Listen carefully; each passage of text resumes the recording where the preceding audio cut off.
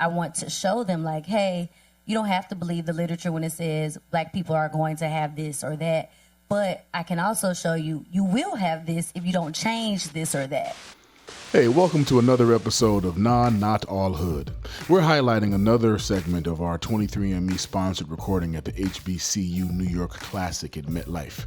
We had an enlightening conversation with Dr. Jenn Caldwell, a geneticist and researcher at Pennington Biomedical Research Center, and her focus is on how much genetics plays a role in the leading causes of death, including heart disease, stroke, and diabetes. By bridging the gap between genetics and nutrition, because you know how we love to eat the things that we know aren't good for us, Dr. Caldwell hopes to foster healthier behaviors and improve health outcomes in underserved communities. Look, I didn't know that fish and spaghetti were a thing. Enjoy the conversation. You know, I want to just start off because we're broadcasting this, you know, not just here, but as part of our podcast. So I'd really like to start off so our listeners and viewers can, you know, all be on the same page. Can you explain exactly what a geneticist is and does? Yeah. So a geneticist is a scientist. We can do basic science. We could do population health, which is what I love. But we're really focused on understanding ancestry, understanding how DNA works, understanding how it becomes proteins, and then we understand how disease manifests. And so we look at that like personally. We look at it on a population level. We may look at it from an ancestral perspective. Yeah, that's what we do. And so we help to diagnose and treat. Sometimes we have genetic counselors, and they may facilitate conversations about how you should, what you should consider if you're pregnant, or what you should consider based on your disease state. So we're really kind of personalized healthcare workers. And just so people understand, you have your own research lab. Yes. Yeah, I do. Explain how that works, because that is not something that a lot of my friends do, and I'm not sure about y'all's friends that don't have research labs. Well, what does that mean in terms of the capacity of your work? Yeah, so at Pennington, everyone, so my title is not that long, okay? Let's start. It was a whole note card. So at Pennington, sometimes you have departments at universities, and at Pennington, you get your own lab, and you kind of are your own boss. You have to run your lab, manage your budget, write grants, find outreach specialists, find recruiters, recruit patients, participants. We like to call them participants. Sometimes we use a community advisory board. And so we add community workers to help us design projects that can speak life into communities as well. And so I do all of that every day. So question. So I guess I'm a little bit confused. So when I or the, you know, average layperson think of lab, we think of like there's just one room where a scientist is behind a microscope and studying something. But your description of lab seems like it's something way more than just that. Yeah, it is. It's way more. And so what we're able to do, like once you get out of grad school, thank God, you know, you're not really doing a lot of pipetting anymore. You're more so doing the administrative tasks, which can be a little daunting, but you're writing grants and you're facilitating those projects. And so I wear this every day. Oh, wow. Yeah, I look like this. Sometimes I wear sweatpants because Wow. I don't want to talk to nobody.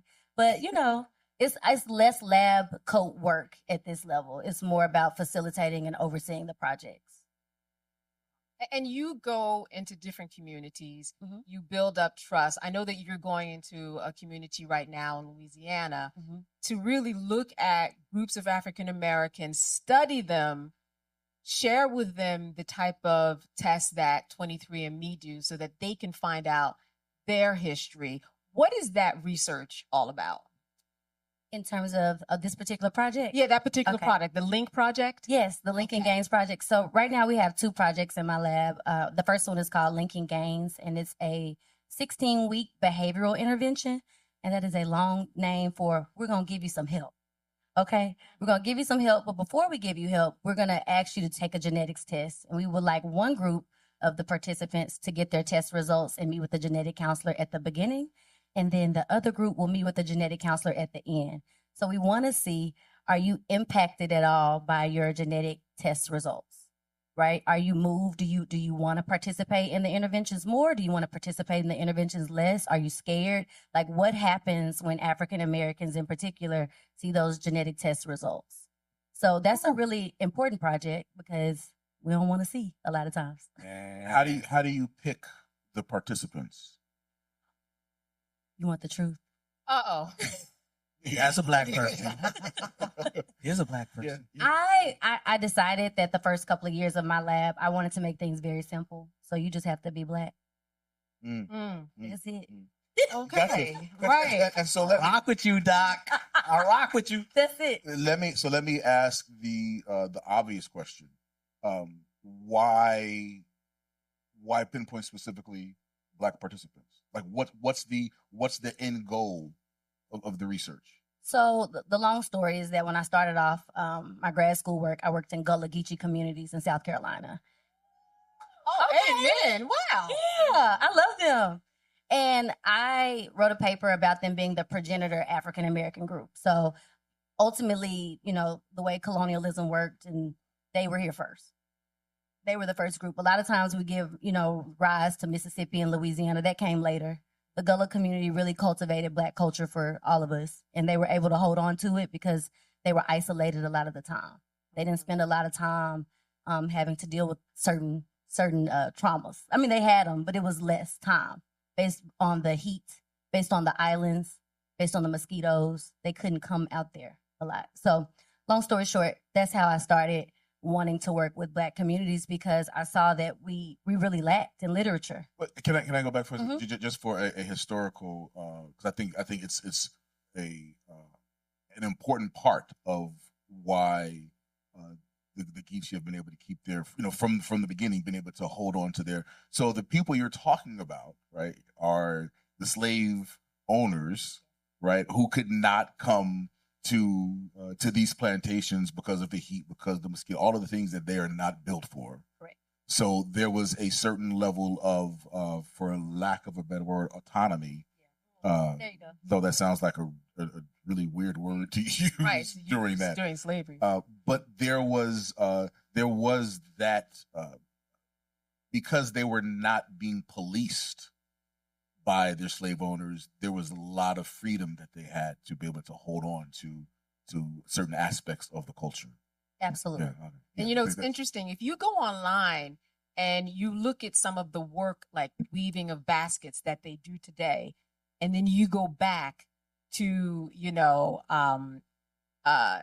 let's see, the 1800s and the weaving of baskets that they did in Ghana, it's the exact same weaving. It's the exact same. I mean, they really were able to hold on to their culture in a different way, which probably makes them a really good test group in that they all kind of are still amongst themselves. Right. So genetically, usually they will have upward of 90% African alleles. So African ancestry, they hold on to it more, which most African Americans range about 78 to 80s. They will have about 90% African genetics. Wow. In addition, the basket weaving was because they were rice farmers, which is what you would find on the Windward Coast as well. So slavery was a very, very deliberate act. And so they were brought to the South Carolina because of the rice. And then when the cotton gin boomed, we moved from there to the other states. Yeah. And it's a shame because when we think about South Carolina rice, I think I heard somebody say that, we know that, but the people who own those rice companies, they don't look like us. But we were the ones who, when we came over, we were brought over for that purpose in order to, what is the exact word? How do you harvest rice? Is it, okay, you harvest it. Yeah. Yeah, you harvest the rice. But it's very interesting too, because for some reason, and I know you must know the answer to this. So it's called the stroke belt down there. Yeah. Now, explain to me, why is it that when we think about even that particular group of people in the Gullah Islands, or even Black folks in general in America, why are the strokes hitting us so much? So the stroke belt is not particular to one race. Actually, white populations really struggle with stroke in the same area. So you can overlay it, right? Stroke belt, Bible belt, black belt, sometimes it's called that. But it's mostly in the South, we have a lack of walkability in our neighborhoods or in our cities. The way we eat as a whole is a little bit different, a little bit more decadent, you know. Mm-hmm. And What'd you say? Rich. Rich. There you go. Those things really overlay He got flavor. Tony's. Those things really overlay to allow things like stroke and cardiovascular disease to persist.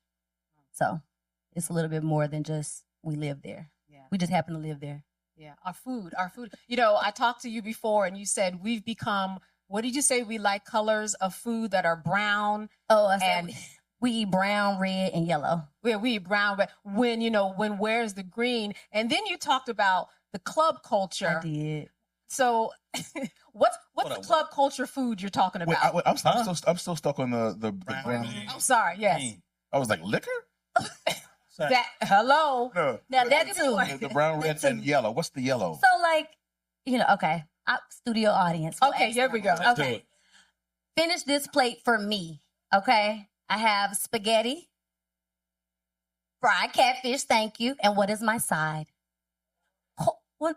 Well, yeah, that worked. But what's my vegetable? Somebody said coleslaw. Corn on the cob. Yeah. That's a starch. That's not a real veggie. Right. There was nothing green on that plate. And then you put the catfish with the spaghetti, and the spaghetti gonna have meat in it. It's not a veggie spaghetti. Right. That's a lot. That's a lot. Weekly, because we're gonna have this fried fish I'm plate. confused. You confused? My catfish didn't have spaghetti. When I had, No? You didn't eat catfish with spaghetti? is that a thing? That's a Look, thing. I know I'm a little That's a different, thing. right? What you eat your catfish with? Bread Hot sauce? and hot sauce, exactly. Yeah. Okay, but on a day that y'all had more money, I what had did never, you I had never heard. I had never heard of. I'm with you, Way, on this one. I have not heard of catfish and spaghetti. go to Like, your that's local HBCU on a Friday and they gonna have That's right. It's catfish? Friday Nah. night especially. Catfish was white bread, fried fish, the greens. Hush puppies. At Winston-Salem State, what do we have? And the greens. Yep, that was about it. Some greens out the can. I don't know. That was your first problem. We was it was hot sauce on the table though. But so I was telling Candace that I think that we've gotten away from like cooking at home and knowing what's in our food. And then we also love the club. So we eat club food, and that's chicken wings and french fries. Fries. Club Yeah. food. So going back to All right. the linked again. Linkin Gains. LinkedIn gains. Linking. Linking gains. Yes. linking gains. So the purpose of the research Mhm. is to We want to see how people are impacted by their genetic testing results. So during the 14 weeks, they're going to get like physical training. They're going to get a dietitian. They're going to get culturally conscious cooking. You know what that is? No. It makes sense to you, don't it? Yeah. Somebody asked me to explain that. I What's was like, culturally conscious? thank you. So we're going to make Louisiana staples in a very healthy way. And so they'll get some therapy too. They'll get like some group therapy. So they're going to be going through like 14 weeks of just different sessions. They'll even get some financial wellness planning too, to make sure they're spending their money right. So we want to see if those activities help, or knowledge of genetic tests, or maybe a combination of those things help you lose a little weight, change your lifestyle habits, and we'll measure their things like their BMI at the beginning and the end. So there is a possibility that in doing all of these aspects of the project, the eating better, the training, that there could be a possibility that the end result for them, because of genetics, may not be getting losing the weight or having better blood pressure and what have you. So how do I say this? So in terms of like chronic disease specifically, which is what most people deal with, that's a lot of your lifestyle habit in your environment. Okay. And so that's the kind of thing that I want to teach them, or hope that they learn in the project, is that your genetics, especially the test that we're running, is just about susceptibility. Okay. That just means prediction, possibility, in conjunction with your lifestyle. So we're not really looking at genes that impact like you are going to have this disease. So That's not what we're looking for. So when they're looking at the test, they're not getting the test that says your uncle is your brother. No. They're getting a risk of like, this is your risk of getting. I mean, that's one of the reasons we don't take the test, right? So all genetics Right? tests are not created equal. They're not all created equal. Okay. We're looking for Just- different things. Yeah. At different- Just making clarity right there. Not this time. Not Look. this time. When I told my mom that we were doing the thing with 23andMe, it became a thing. Yes. She was like, "Oh yeah, we did the test, yada yada yada." I'm sorry, Mom. Yo, there's some shit going down in my fam. Right? Because people didn't want to talk about it. Yeah. Right? So it's great to hear that there are these tests that are tapping our genetics and helping us learn more about the genetic makeup, right? Yeah. Of and our health too. Yeah, We will not be giving you extra children. That is not. Yeah, thank you, appreciate I it. get that question a lot too, Yeah, and yeah. that's not what I'm looking for. So. What types of diseases or genetics can you specifically find out about? For example, cardiovascular disease and cancer. Those are the number one killers of Blacks in America. Will you be able to take a test? Which, by the way, I don't know if y'all know that you've got a code where you can get a free test. I think he told you about that. But when they go home and take this test and get it back, can they learn something that specific, or how specific do these types of tests get? Yeah, so all tests are not created equal. I would definitely say that a lot of people don't spend a lot of time with their doctor because the doctors are real busy. But also, we don't always have the conversation, like know what to ask. You have to hound your doctor. Right. And if you can take a genetics test, you need to be like, I want to take a genetics test. Sometimes it's covered by insurance, sometimes it's not, but all tests aren't created equal. So that just means sometimes it's really about ancestry. So I'm looking at your ancestral makeup.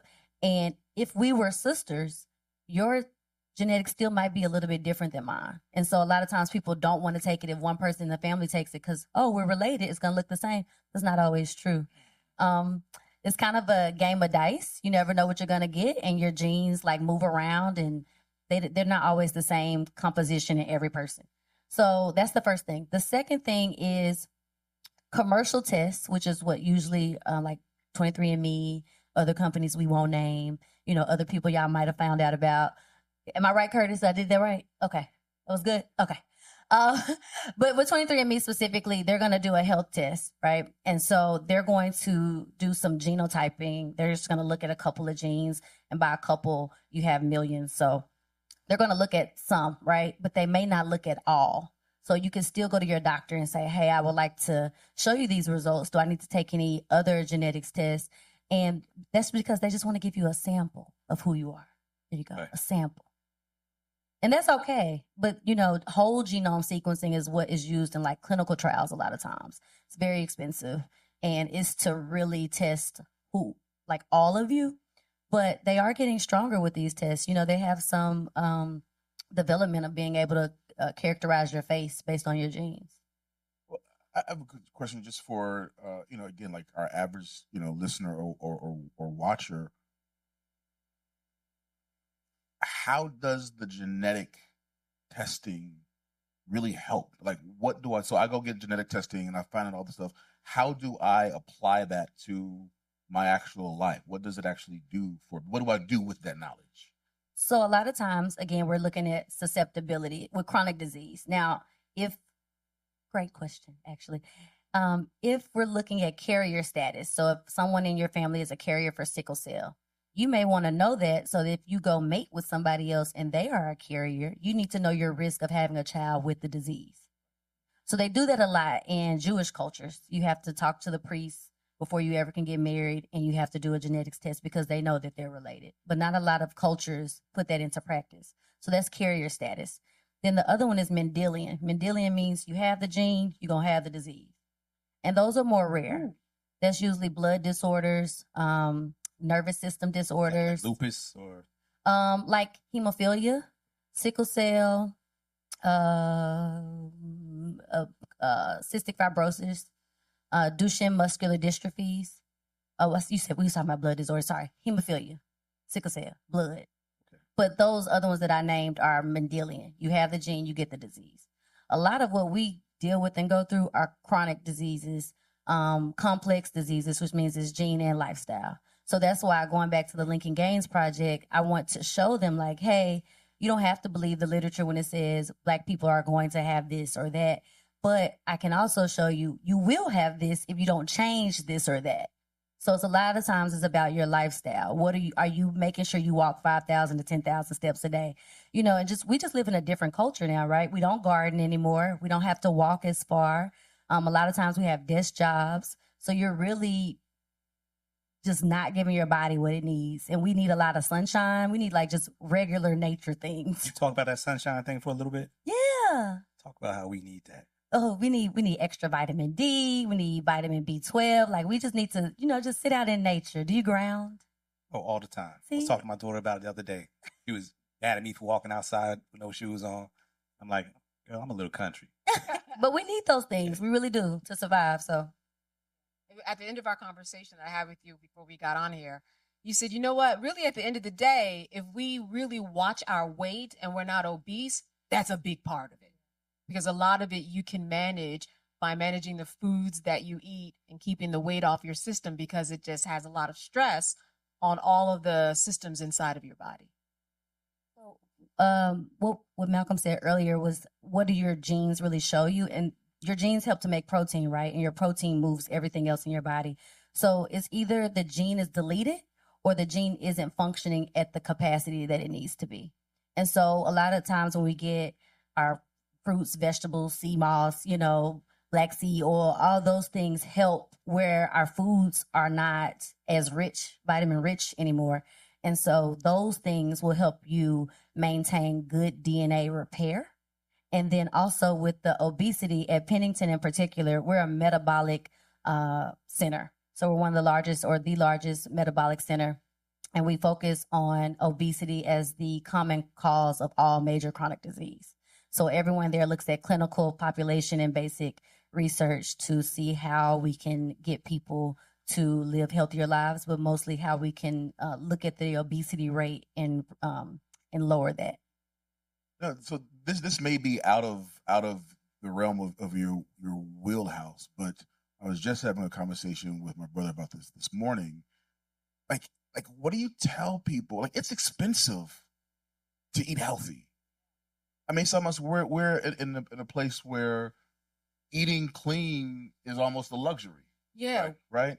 So what do you tell people who say, because obviously, organic food is going to cost more than, foods that come with the gift of pesticide. My sister went to Whole Foods and she bought eggs. They were $12 last week.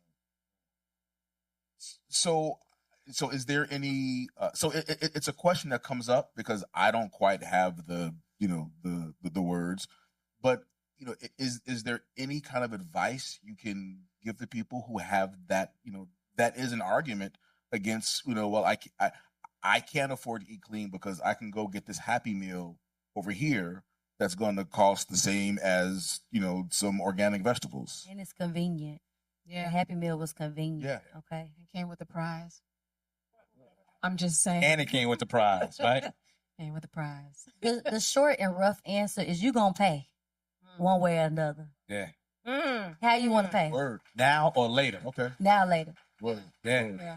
But the long answer is that, like, I'm constantly looking for grants and collaborations, thinking about local government, thinking about how to get insurance providers involved in, pushing health, right? We've been pushed on pills. We've been pushed on Ozempic. But no shade to Ozempic either. It's, if you need it, if you want it, whatever. But we've been pushed in that direction. Why not push us to live healthier lives in other ways, like community gardens? I'm really about to laugh. But yes, that's what I think we should do. It's like, how can we work together as a community to be preventative instead of interventions, prevention? That's my thought on it. But you gonna pay. That's real. That's we were talking about HBCUs in general, just, this whole weekend. And in terms of stressors that come along with just general stressors, but then also stressors with being Black in America inside of this systematic racism, what can you tell us about managing the stress within our life that will also help us deal with our day-to-day and having a longer life? Because really it's all about, and this is a word, where's the executive producer Lane? He loves this word, epigenetics, right? Because it has to do with kind of your culture, your environment. That's a very large part of it. But so to connect it with this HBCU weekend, we were talking about just the fact that there are a lot of stressors that come when you go to other types of universities than being in a Black environment. It's more than a thing. And just being Black in America, Yeah. you know, just dealing with systemic racism. Like that's a real thing. It definitely is a real thing. And there is a lot of research on structural racism and how it plays a role in like redlining. I know some, sorry, slipped me.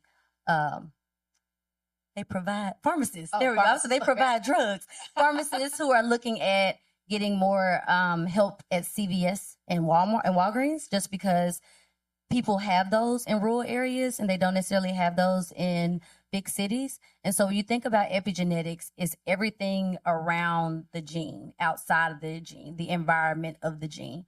And so again, those nutrients, the food, the supplements, all of those things, but then those stressors, they can help to close your genes too early. We think about genes in terms of time and space and function, right? They have to function at a certain time. And if they can't open or close, then that's how we think about epigenetic regulation, right? But the stress can cause that. So being in an HBCU environment for me was kind of stressful sometimes, but it was very relaxing in terms of, I know everyone here means me well in some capacity. Right. And you don't have to look over your back in the same way, or if I say something or do something, it's going to be received, in good faith for the most part. Now, not all the time, but there's some of us out there. But they understand you. They understood where you were coming from.